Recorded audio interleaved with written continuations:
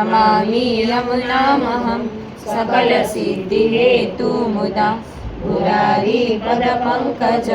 स्फुरदमन्दरेणुत्कटं तटस्थनवकानन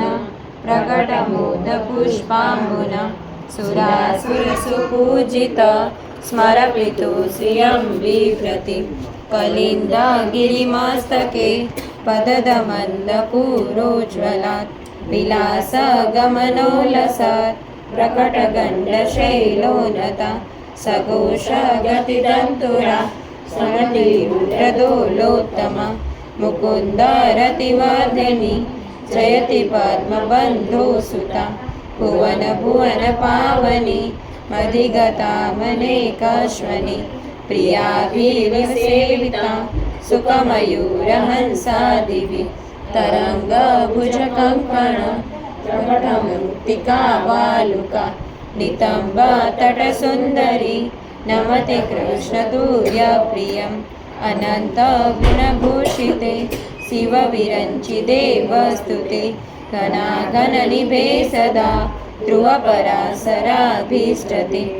शुद्धमथुरातटे सकलगोपगोपीवृते कृपाचलधि संश्रिते मम मनं सुखं भावयं प्रियाचरणपद्मजा मुरारिपो प्रियं भावुका समागमनतो भवत् सकलसिद्धिता सेवता त्वया सरसतामिया कमलजा सपत्नीपयत् हरिप्रियकलिन्दया मनसि मे सदा स्थीयताम् नमोऽस्तु यमुने सदा तव चरित्रमद्यभुतं न चातु यमयातना भवति ते पयपानत यमोऽपि भगिनीसुतान् कथमुहन्ति दुष्टानपि प्रियो भवति सेवना तव हरे यथा गोपिका ममास्तु तव सन्निधौ तनुनवत्ममेतावता न दुर्लभतमानति मुरारिपो मुकुन्द प्रिये अतोऽस्तु तव लालना सुरधुनि परं सङ्गमात् तवेव भुवि कीर्तिता